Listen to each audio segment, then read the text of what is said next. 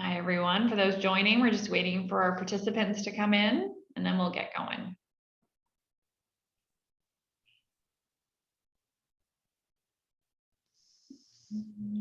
Hope everybody's having a great day.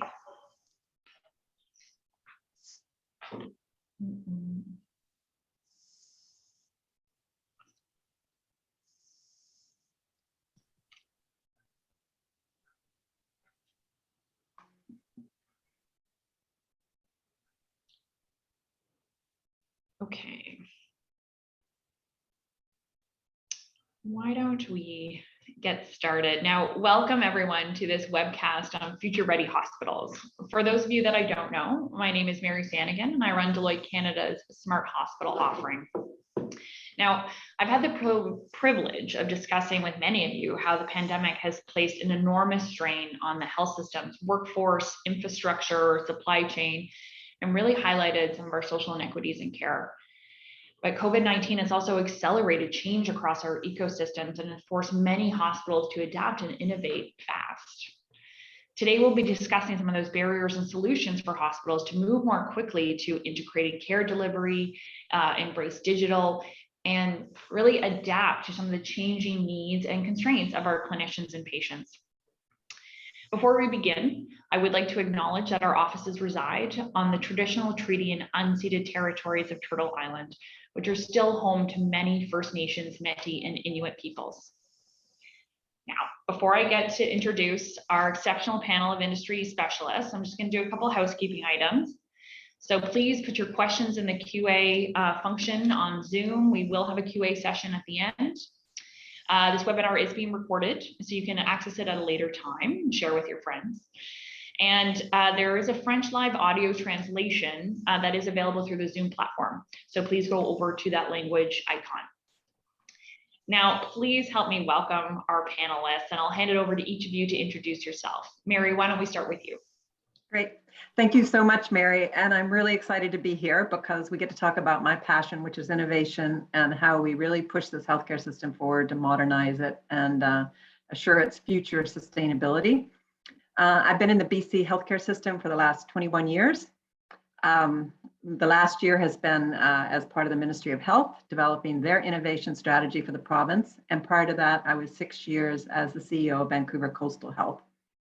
I've also held in the BC executive for the health authorities position of VP facilities, real estate, process improvement, quite a good stint as chief operating officer at Vancouver Coastal Health, and even interim CFO.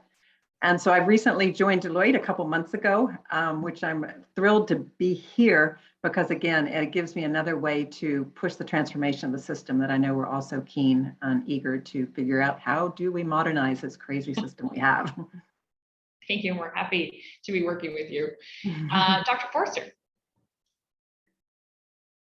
Thank you, Mary, and it's a real pleasure to be here. I'm Alan Forster. I'm a general internist by training, and currently sitting as the serving as the Executive Vice President, Chief Innovation and Quality Officer at the Ottawa Hospital. I've been working at the Ottawa Hospital for more than 2 decades. I'll just say that. I started as a resident here before heading off to Boston for a fellowship, and then coming back as a clinical scientist. And then in the last 5 or 10 years, I've become more of a hospital administrator, healthcare leader, really enjoying that transition. And I've had some great opportunities to work with Mary Sanagan with some transformation work we've done here in the past. So I'm really looking forward to this opportunity to be on this panel with her. Thanks. Okay, now finally, Lucien. Well, good evening for me at least. Yes. I'm Lucien Engelen from the Netherlands, and I'm extremely impatient to try to change this crazy system in a more hands-on mentality at one end, and also to use digital technologies to not only empower patients, family, and informal care, but of course also our colleague professionals. I'm one of the Edge Fellows at Deloitte, so we are helping Deloitte and their customers, so we're not employed by Deloitte. I had a career in ambulance services and dispatch centers, 12 years in an academic medical hospital in Nijmegen in the Netherlands, and now still helping also 2 hospitals making the change in terms of what the future might look like, and also connected to Singularity University, where we talk about stuff that will hit our breakfast table in like 20 years from now, Mary. I love those conversations. And now, to give all of you an idea of who we've actually got on the webcast, I'd like to engage you as participants in a quick question. Now, so this is open to everybody. And so from our perspective, a hospital in the future really needs to enable a care delivery ecosystem where clinicians and services are collaborating around and with the patient, elevating the patient experience, all built upon an automated and streamlined operation.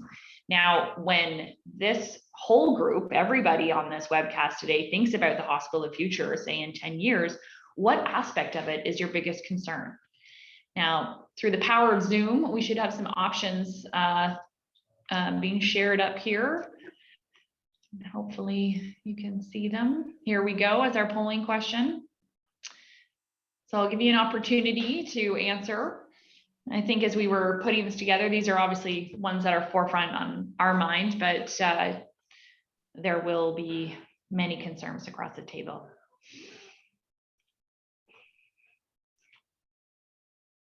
So hopefully folks have a chance to answer.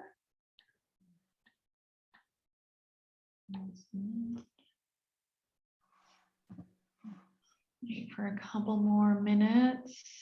And here we go. Okay, pretty evenly split across the board, which is it's pretty telling, I'd say, as we go as sort of health executives across the country and even globally facing some of these very similar challenges. And I think we'll get into them with the panelists, but they can keep these at the top of your mind as we get into it here. So why don't we start our first question? And Mary and Alan, it's really going to go over to you first to sort of highlight what are some of the biggest barriers Canadian hospitals are going to be facing as we try to recover from this pandemic. Mary, why don't we start with you? Great, thank you, Mary. Well, I'm going to say the one that's I think everybody is in the healthcare system anyway is feeling in spades right now, and that's the workforce, which I saw just barely made it to the top of that polling.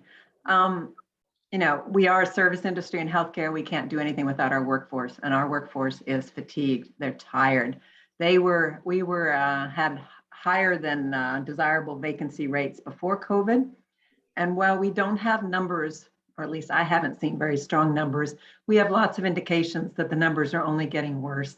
People are retiring because of the fatigue. People are leaving the industry because of the fatigue or their concerns about lack of respect for what the job they're doing, all kinds of reasons. But even before COVID hit, there were projections. I like to talk about the World Health Organization, who projects that by 2030, we'll have a 20% vacancy rate basically in healthcare across the world.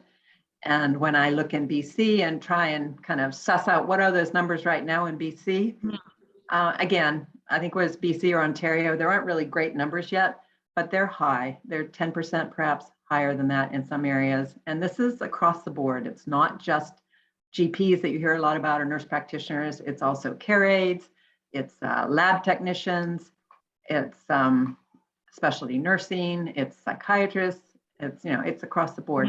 So that's something we have to pay a lot of attention to, because we can't drive the system purely on technology. We need people and the right kind of people that want to be here.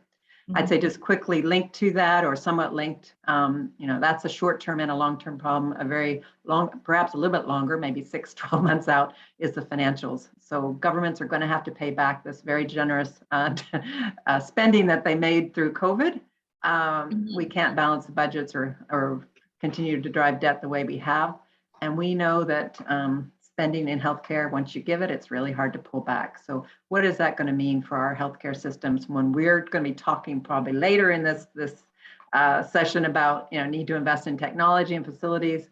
Well, the spending is going to be hard to come by. So I'll stop there and let Alan fill in some of the gaps and his thoughts. Alan?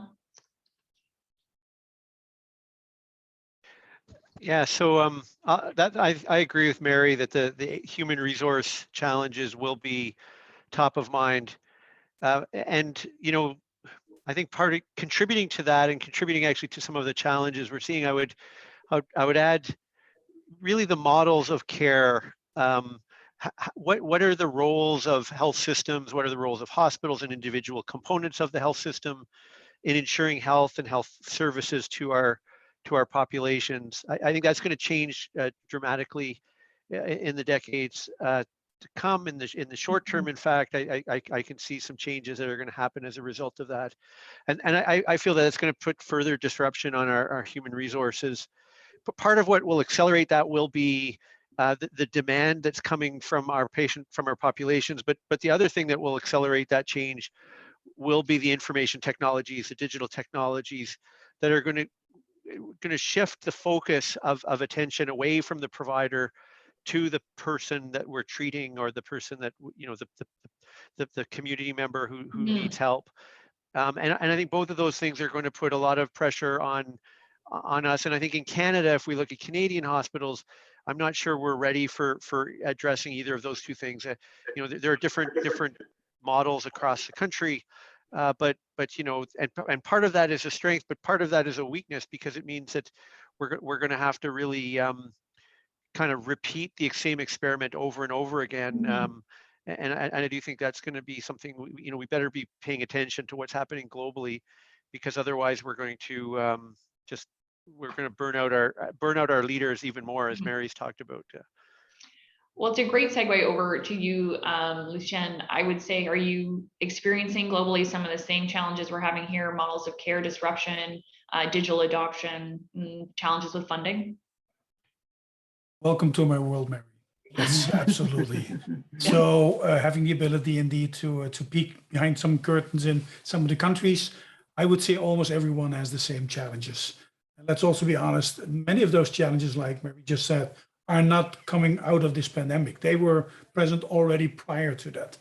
And it looks now like it's only the pandemic that kind of ignited this, which is not. So I still think that the best solution and the most prominent solution is that we need to get it in front of the problem as opposed at the back end.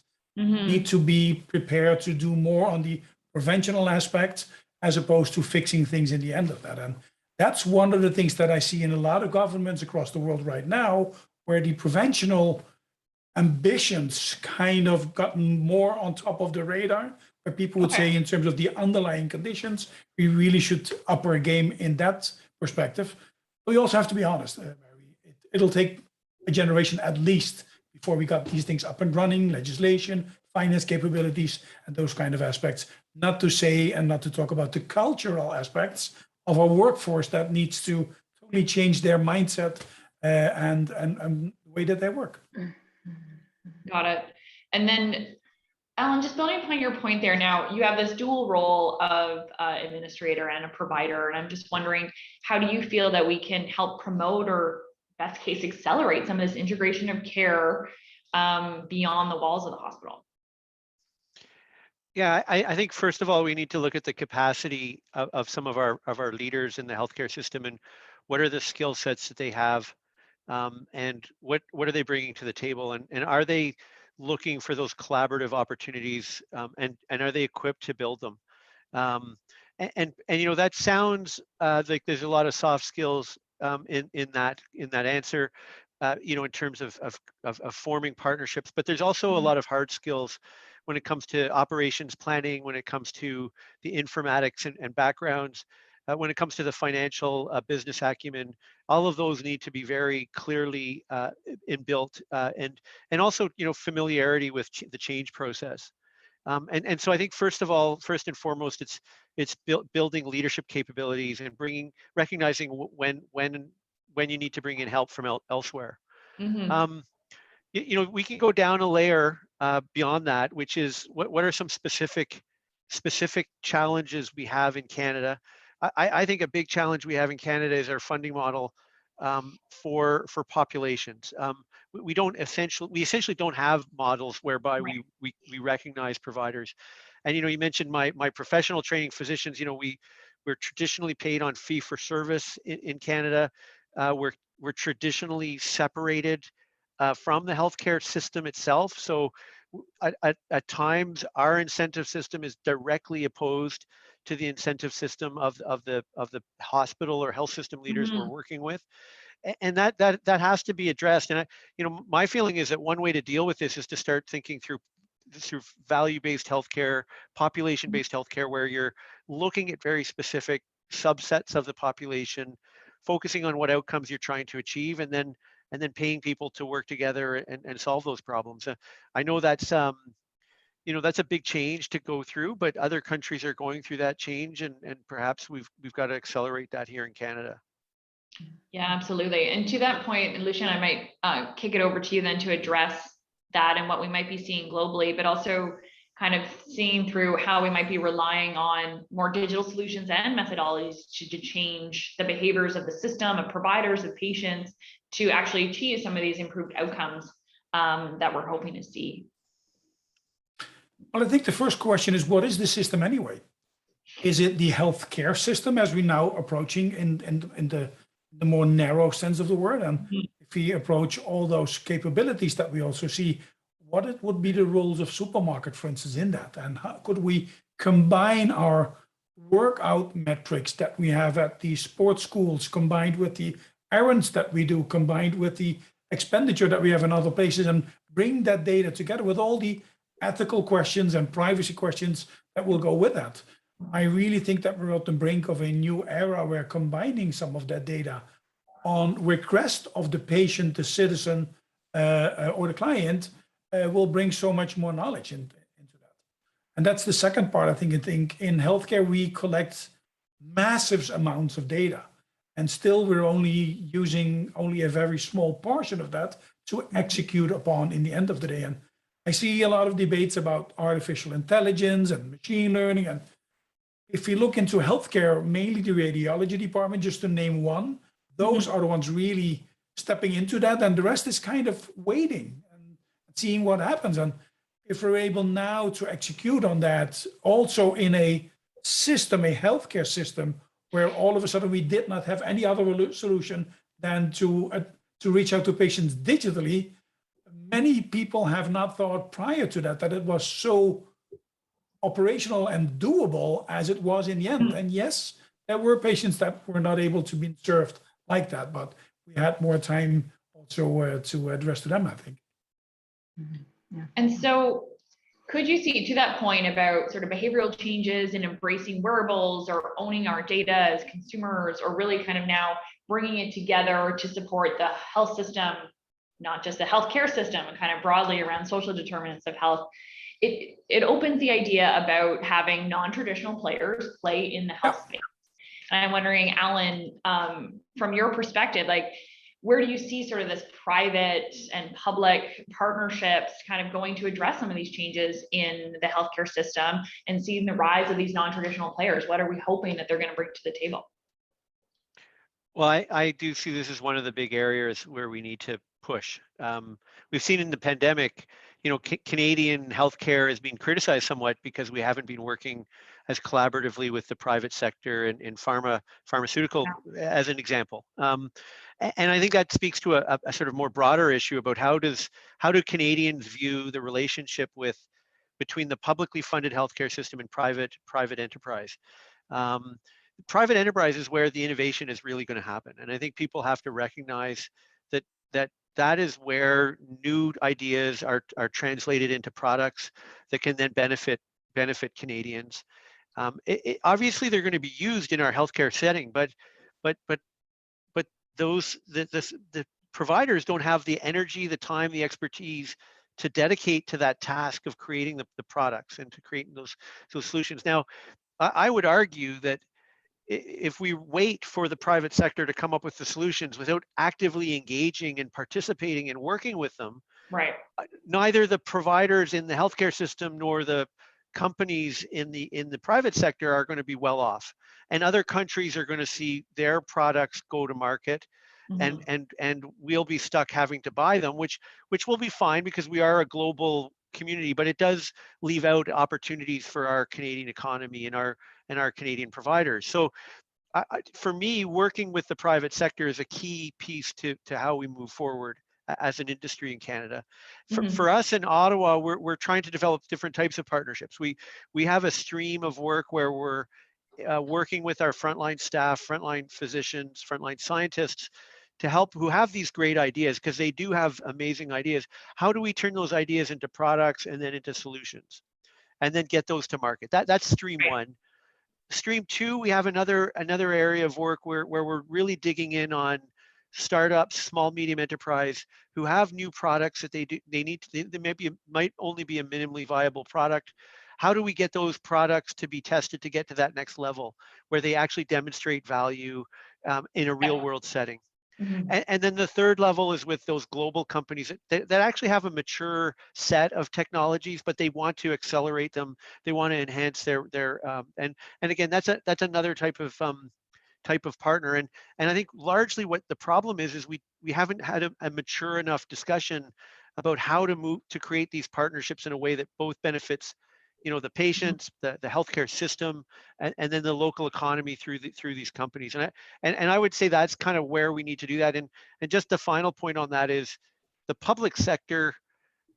We often get on our kind of high horse about our values and but I think that needs to be called out a little bit, because oftentimes, just like everybody, we can be self-interested, and we often Mhm. do. And I think we just have to be a little bit more authentic, perhaps, or genuine, that we do have our self-interest, and working with other people who have self-interest can help us actually learn how to compromise, and we'll have to get over that part ourselves. Got it. So It's a question for you, Mary. From when you see, do you think Canadians, I'd say, are ready to see non-traditional players or see even less services delivered by hospitals? When you think about some of these shifts that we're talking about, do you think we as a population are ready to adopt more of a consumer persona and demand more of a service delivery model from our health system? Right, great question. I would start by saying I think we're not very demanding consumers, to be honest. In any other industry, we would not put up with what we put up with our beloved Canadian healthcare system, which many think is still the best in the world, which I think it was 20 years ago. It's not the best any longer. That said, I think our Canadian population is very smart, and they know that access is becoming limited, rationalized, and they're going to go wherever they can get good care. I don't think they care whether it's in a hospital, whether it's a virtual visit, whether it's in a school gymnasium. They are, they just want good, high quality care. They would love to have integration. Though, unfortunately, they're not very demanding, because I think if our population was more demanding, politicians would be more brave and courageous to do things to really stimulate and accelerate this transformation. One of the things when I was CEO that I often ranted on about a bit is that we need to make the community the same level of a safety net as the emergency room. So right now, that you go to the emergency room and you can get all the diagnostics. You can, depending on the emergency room, if it's in an urban center, you would likely see a specialist if you need one, et cetera. Everything done in 24 hours, you have a pretty good idea of whether you're dying or not. Mm-hmm. Well, if you go to the GP, which we of course always encourage, go to your GP. We've tried to create access so you can see your GP in the next 1 day, 2 days. Maybe that happens, maybe it doesn't, but then you need to get diagnostic tests. Maybe that happens quickly, maybe it doesn't. Do you see a specialist? It's not the same. Over a 2 weeks period, maybe you get the same answer, but we're not always that patient. So how do we make that community between the primary care and the community services a 24/7 strong safety net, so that we can legitimately turn people away from the ED? Hopefully they go on their own and understand there's a better way. But right now, for all the work we've done in the community, it's not really a better way. It's improving. So anyway, I think consumers are very smart, and when we have the right offering, they will go to where that offering occurs quickly. They're not the problem. We're the problem. As a monopoly, we're very hard to change. Lucien? I would love to build on that a bit. So one of the things that I often say is that as healthcare, we're losing society bit by bit. What I mean with that is that if you look to other aspects of how we work in society and how we live and how we order stuff and everything else, that all has become digitally. and healthcare still not so much. And it's all siloed, as we just mentioned as well. And if we do not collaborate with also technical tech parties, for instance, and don't necessarily need to be big tech right away, but we need to combine that private and public effort in the end of the day to really make steps into that, because those are the ones that are creating a different, let's say, interface. And I think the interface is what's needed right now, and also needs to be rebuilt for healthcare, where we have gotten used to run everything digitally, like I just said, everything but healthcare. And I also think that during this pandemic, I've said in the national newspaper, we've been pregnant for digital health for years, and it came to life through a C-section during this pandemic. But we also need to be careful that it doesn't roll back now. And to Mary's point, we're not demanding enough yet, because I think that is the case. It's yet. There's a new generation healthcare people that need healthcare. For instance, the millennials, they are debating everything, and they're asking tons of questions about every step that they should take into that. So I also think that that is changing. And once patients have the ability to vote with their digital feet, for some of the lower complexity healthcare issues, they will vote with their feet. And I really do expect also other, maybe even private parties, to run healthcare insurance programs that gives you access 24/7 to a native English-speaking physician 24/7 that sits in Australia at one moment, and in Ottawa at another moment, and in Amsterdam at the moment next, for instance. I think we will see that happening very shortly. Alan, did you have something to add? Yeah, I'll just add an example from the recent COVID, or like a local experience in which consumers are demanding change and getting it. So, point of care testing has become, and rapid testing has become, it's a bit of a lightning rod issue in some places around the world. There's questions about the sensitivity and specificity of the test, but ultimately it's the providers who are putting up those barriers, and the public is saying, hey, listen, I want this test. I want it. I want some control back in my life.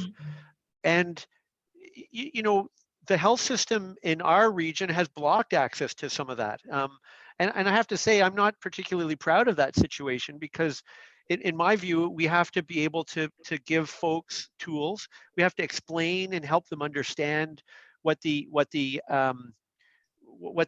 potential limitations, but ultimately individuals get their choice. And in our scenario, what happened was that there was an outcry from the schools to say, hey, look, we're having to close our schools. Wouldn't it be better to give us parents access to these point of care tests, and we can look after our own kids? We're asked to look after them for a whole bunch of other things. And initially there was resistance, but ultimately the parents of the schools, of the school children won. And now they've got their testing program going on in their schools. And, rightly or wrongly, I'll just say that that's what's happening. And, but I think ultimately that just demonstrates that there is an opportunity for people in our communities to own this a little bit more. And the health system, I think, actually, to our detriment, doesn't listen and participate in that dialogue and help move it forward. Absolutely. We lose a lot of credibility when those kinds of things happen. And I think, that's just one small example. And I think once small examples start to happen, the kinds of comments that Lucien talked about and Mary talked about, it will accelerate fairly quickly. Absolutely. It does create a lot of frustration amongst consumers of the health system.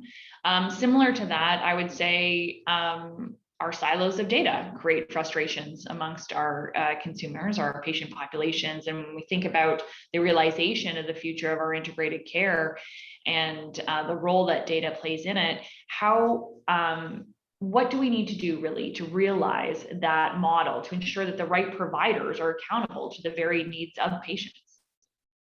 And it's a question for all. If since we're now just jumping in, please go ahead, Mary. Well, I think it's starting. My complaint, I think we all understand the importance of data and the importance of connecting the data sets and creating that single picture of a patient, but it's just so darn slow. And so that's where I talk about my concern around capital budgets and such. In my experience, and maybe BC is different, everybody hates IT. It costs way too much. It's always over budget. It takes too long. And why would I do that when, I can't even see what I get in the end. And so it's very key. And when you talk about data sets, that's even more nebulous. How does a politician sell that I'm going to spend, $100 million on creating some data linkages and a sandbox for all the anonymized data, blah, blah, blah, blah. It's like, no, I can't do that, but I can build a tower over there. So again, I don't want to, healthcare, we as leaders in healthcare system have a lot to answer for, but governments have to get more courageous too, and just put the money where it's required. No more new fancy towers. I mean, we need those too, but I think we need to start making choices on investing in the IT, the digital infrastructure, at least in an equal manner, because that is our future. Hospitals are going to become more and more obsolete, or that's what could happen if we have the right systems outside of the hospital. So everybody is building brand new big hospitals, 300 beds more than I had previously. Gosh, governments like that, maybe even consumers like that, but I think that's going to be seen to be a bad decision in the longer run. In 10 years, you won't be able to staff it. We need the digital infrastructure to really improve our productivity and all the things that we know we can do and have seen in other industries with the right infrastructure. Now, Alan, as a leader, I just want to get Alan's response in terms of building a current new hospital. How do you respond to that? Yeah, I was going to say, Mary, you've got me in trouble on two levels in that response. You said everyone hates IT. I have to say I love my CIO and my IT organization. And then the second thing, funders hate IT. Okay, there you go. And then the second thing I wanted to say was we're building a hospital, and so we do still need facilities. We're working in a 100-year-old building right now, which is obviously not got the best principles when it comes to IPAC. Human factors design, logistics. There's a lot of spaces lacking. And maybe one of the reasons why people don't want to come and work is the physical plant. So I'll say we do need to pay attention to that. But I agree wholeheartedly with you that this information systems are key, and that part of what I wonder about. This goes back to my comment earlier is governance and our structures that we have. There are good reasons why data sharing between organizations is made difficult, outside of healthcare. But it's sort of counterintuitive that we would all be different organizations within healthcare. And so a lot of our legal rules have been set up to share data between organizations. Well, why are we all different organizations? We all have that same purpose of providing care. And I think that may be one avenue to explore. In addition to the technical opportunities, there's clearly many different ways in which we can move forward with creating data lakes and data and synthetic data engines that can help support data sharing. There's all sorts of technical ways to move forward, but and I think we should obviously do that. But it is I think also the governance part needs to be addressed.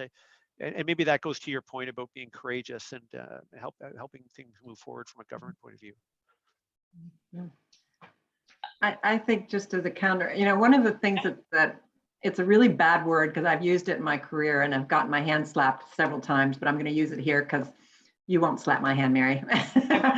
And that's productivity. Everything has to drive better productivity. And whether you're a bank, whether you're Amazon, or whether you're healthcare, it's that digital infrastructure that's going to help you drive productivity. And yet healthcare professionals don't like to talk about productivity. It's a bad word because it implies business, it implies reducing staff, it implies all kinds of bad things.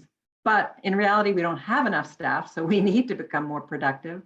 And all the things that we know will create better environments for clinicians and more effective clinicians, like machine learning and natural language processing and on-the-site clinical decision-making tools.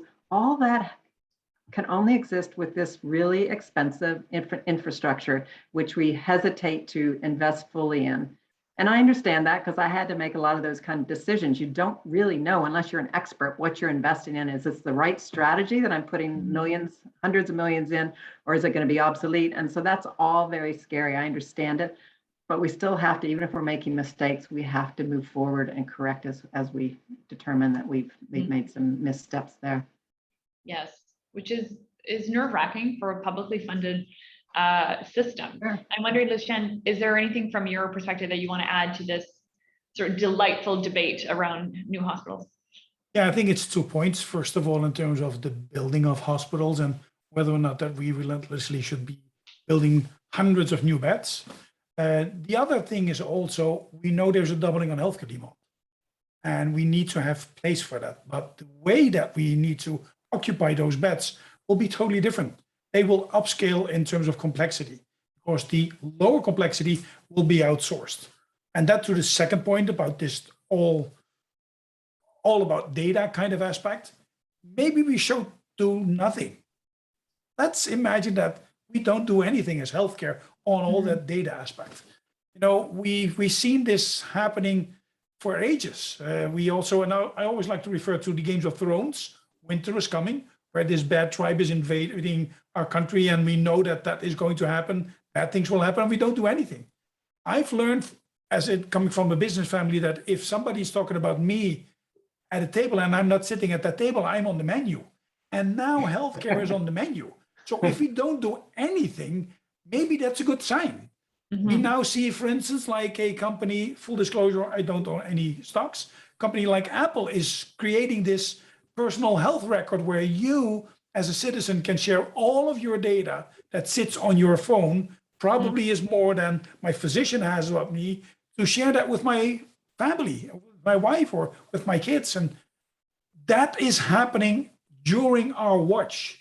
And these guys understand infrastructure, they understand interface, they got their own business model, and everybody owns one. And yes, not everybody owns an Apple iPhone, but this is coming to Android phones sooner than later as well.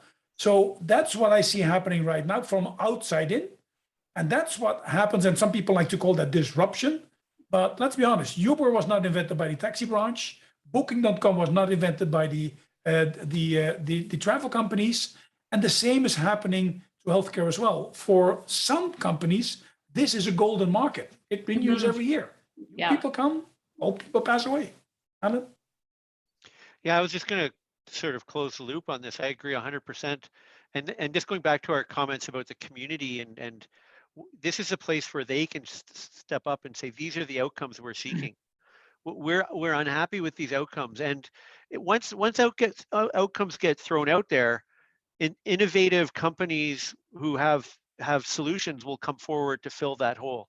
And I think from a global perspective, you know, we have to look at markets outside of Canada where there's perhaps a little bit more flexibility in their workforce and approach. And I suspect products will come forward much quicker in some of those other areas, which then can get adopted here. And we have to be ready for that. I really would say that. And, you know, maybe from a government policy perspective, one way to kind of line this back up would be back to that value-based healthcare piece. If communities are speaking about the outcomes that they want, and then governments speak about, okay, this is what we're willing to pay for these outcomes, then, as, you know, to Mary's point about productivity, then it now incents us to, instead of being paid to do the service, we're paid to get the outcome. And if we can do that better with technology, the winners will be the ones that do it in the most productive way.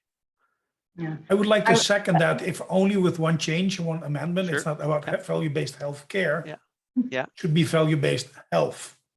Yes, I agree. Great clarification. And then Mary, one point, and then I'd love to move on to some of the questions we've got in the chat. I know we have some other questions, but there's some fantastic ones coming through. But Mary, I'll just be short. I just wanted to reiterate. So it goes back to what Alan rightly pointed out very early on, is that we as a public healthcare system, if we can't solve these problems, which we've kind of proven we can't, not fast enough anyway, we need to become great partners with those who can.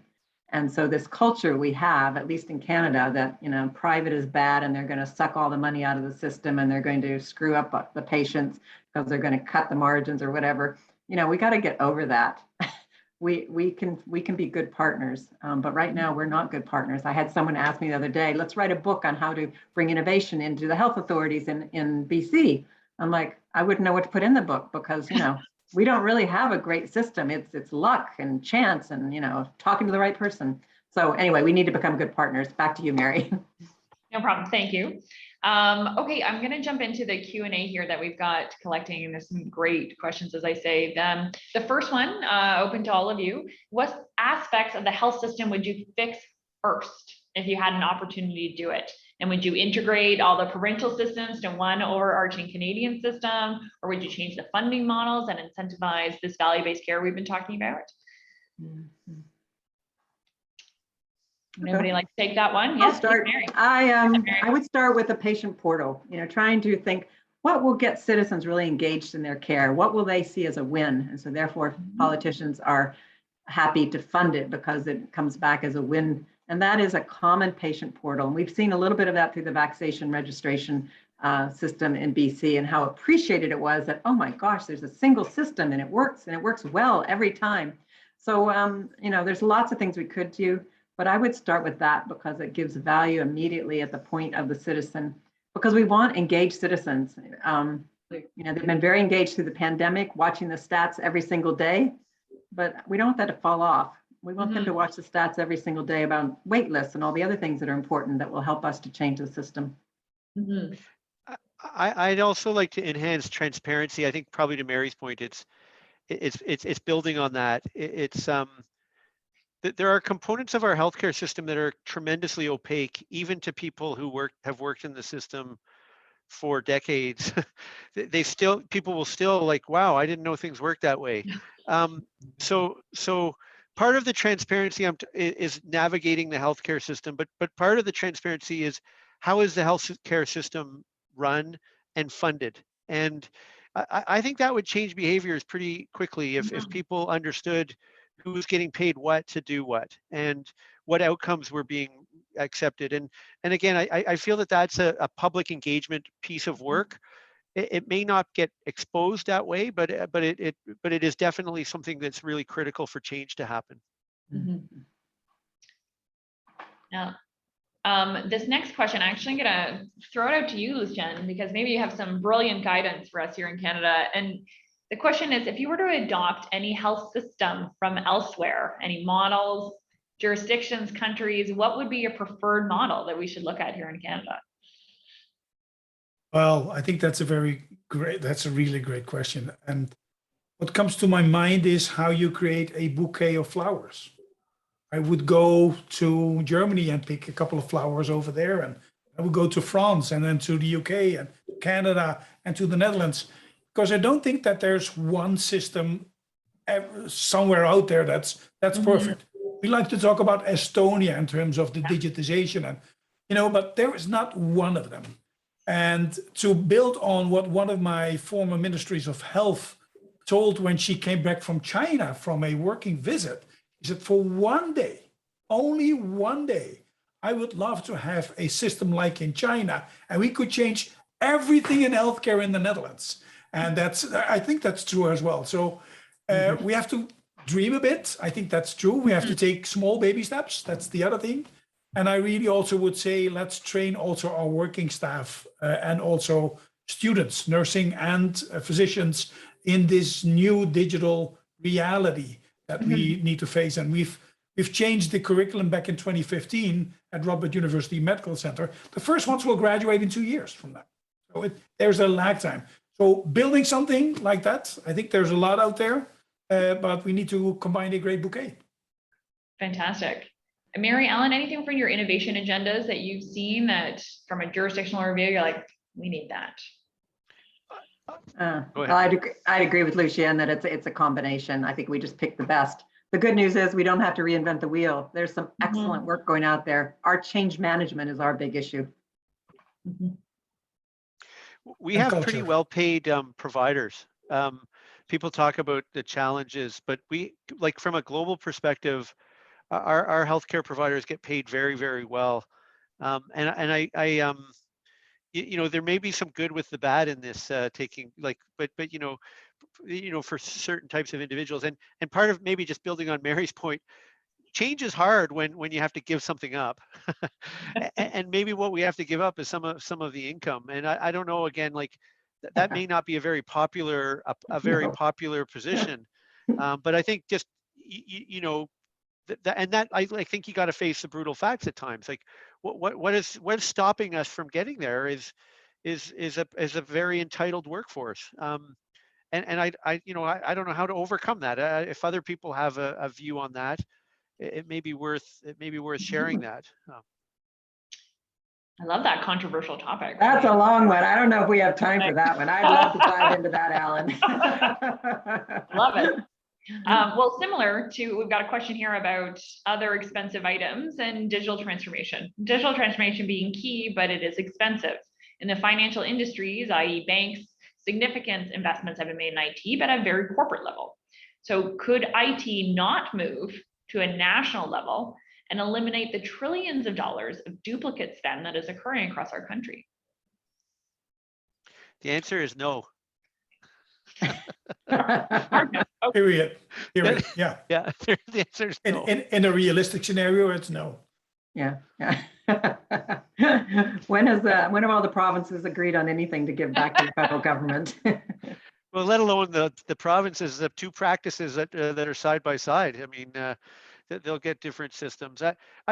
Part of the problem is, and maybe this is the opportunity is, and this maybe get to where maybe what some of the drivers are, but oftentimes systems, yes, we use them for documenting care, we use them for communicating, but they're often used also for paying people. And we often, and so the transactions that we're using are at the core of a lot of our systems. And that will speak to why this will never be a national issue unless we change how we change our constitution. Fantastic. Okay. Oh, another great question around dehospitalization. Now, this concept of dehospitalization seems to be coming up a lot with health systems that are trying to protect the future instead of building with the past. Now, Lucien, do you have good examples of hospitals that chose to explicitly harness these trends and stop adding more beds? How could hospital leaders here in Canada have the courage to reimagine their business model and operating model well beyond the four walls? Well, I think somebody has some knowledge on prior hand from that. I think the question is from Zena Kayat, who visited me with her whole family for a whole year and experted in my team. And I think she's seen firsthand that one of the hospitals in the Netherlands, which is called Bernhoven, actually did that. They tried to reduce all the beds and to keep people out of the hospital. What they needed to do was a 10-year agreement with the government and the healthcare insurance organizations.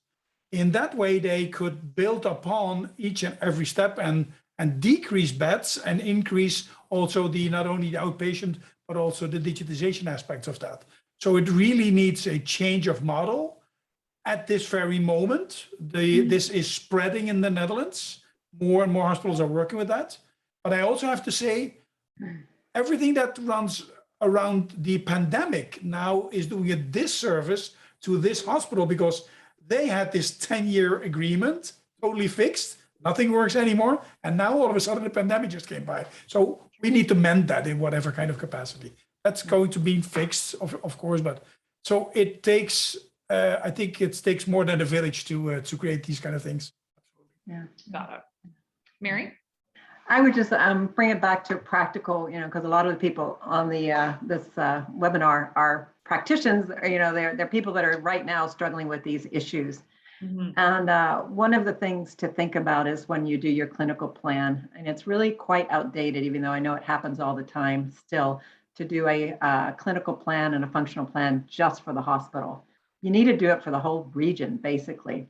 And you need to, in your business case, say, my ALC rate is 12%. And so part of the business case is not just the new hospital, it's I need, 400 more long-term care beds.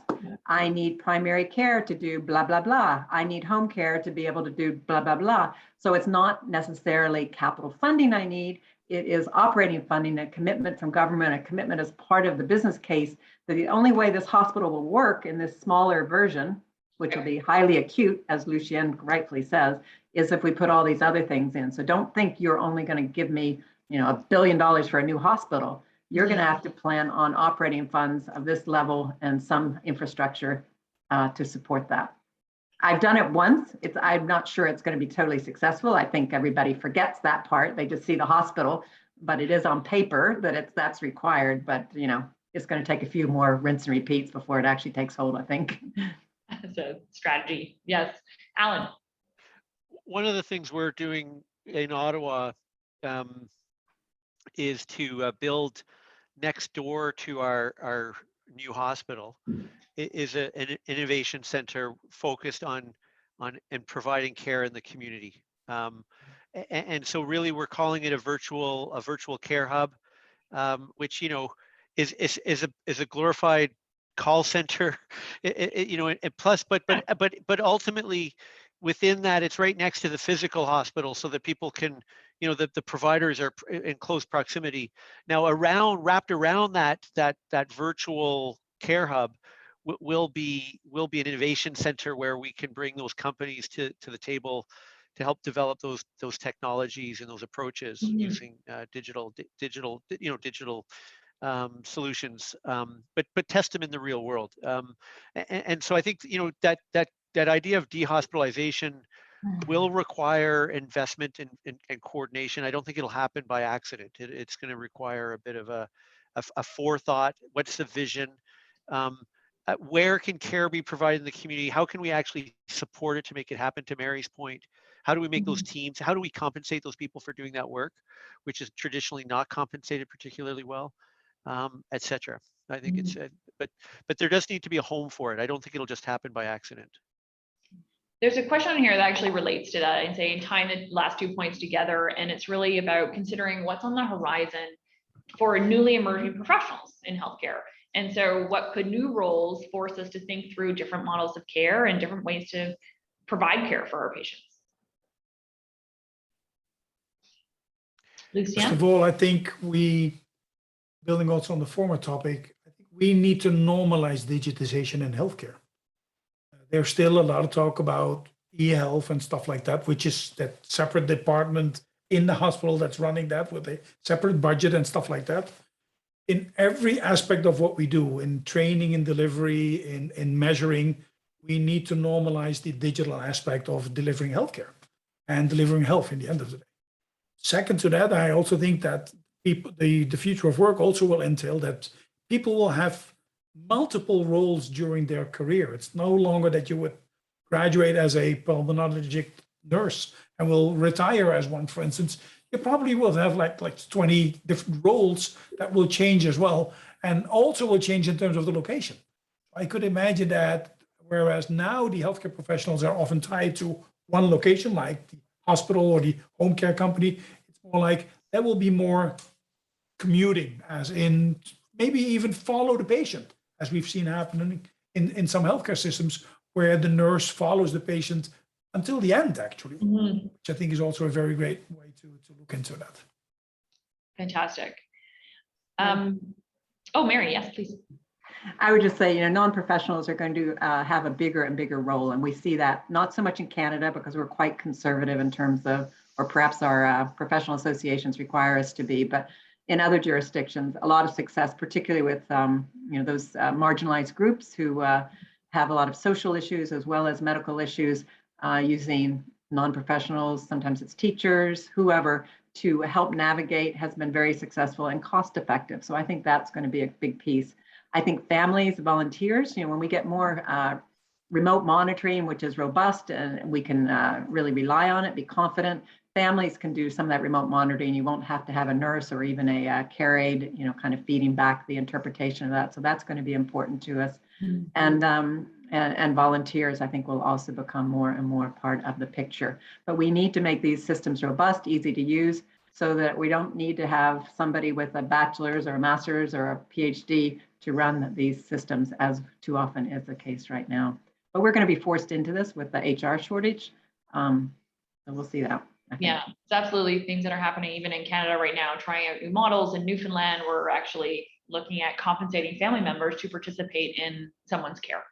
And so how that then feeds the rest of the system. I am definitely a fan of robust, I'll say, remote monitoring, also integrated to the health system, is also something that we're going to need and not create another silo.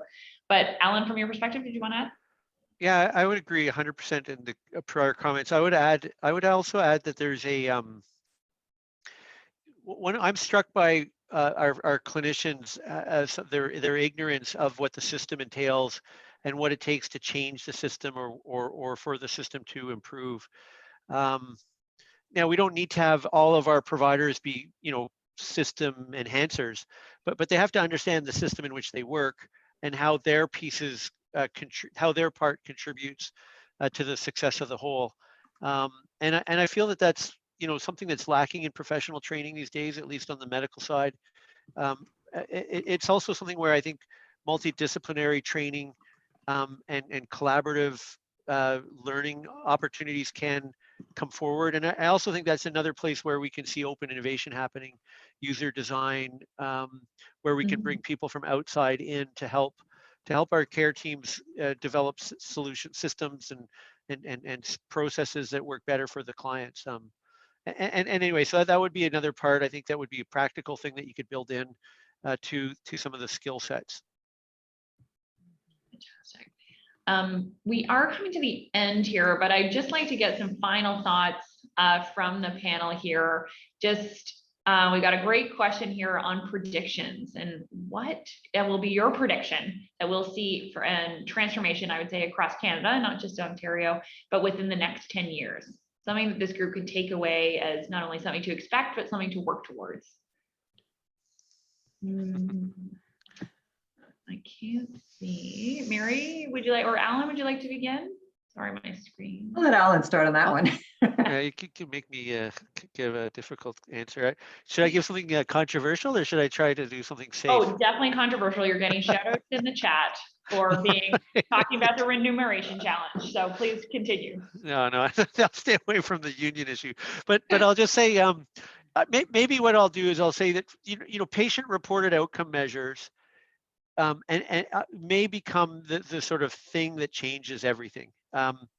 If we can take at a population level patient-reported outcome measures that are captured in a systematic way that actually means things, and we make that transparent and tied to what care is being provided and what it's costing to produce those outcomes, I think that will lead to significant changes in how healthcare is managed and run. I think when we're using anecdotes and emotion to drive everything and to describe why we need to do things, we're going to be continually fighting using political approaches for success. When we have clear outcomes that we're seeking that we can tie to value statements, like we got these outcomes for this investment, then that's where we'll start to see movement on these files. Yeah, absolutely. And perhaps even behavioral changes in how people use the system, understanding how it is funded. Mary. I would, there's so much I could say that wouldn't end on a positive note. So I'm going to try to end on a positive note. And I would say we're going to have more and more public engagement because, as Lucien indicated, the millennials are coming along, some of the, I think we will have a much, much more demanding public over the next 10 years. And as things get more difficult with HHR shortages, we will be forced one way or another to adopt technologies in spite of perhaps the naysayers or the resistance by labor unions or professional associations or compensation models. We'll be forced into that, which will be a good thing. Fantastic. And Lucien, end us on a positive here as we look towards the future, future ready hospital. What can you say to inspire us?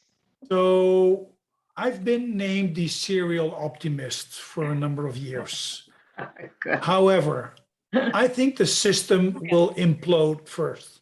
I agree. We've been reluctant to all of these things in healthcare for decades. So what is it that it all of a sudden will bring us to our terms and to really, in a proactive way, start to engage with this part of the future? I think what will happen is that we will see not the big disruption that some people talk about, but at specific points. Let me give you one example just to see how that could work. Philips, a Dutch national company, has created this ultrasound knob that connects to your smartphone Yeah. and gives GP the opportunity in their practice to run very small ultrasounds. There is a region in the Netherlands where the referrals to the hospital radiology department has decreased with 16%, 1/6. Oh. Now there's panic. And they knew this was coming. So I think flocks and pockets of these kind of things, in the end of the day, will kiss us awake. Like Snow White, you know, that whole thing. And hopefully that is going to happen anytime soon. Because I think we're working in the wrong direction as we speak right now. Got it.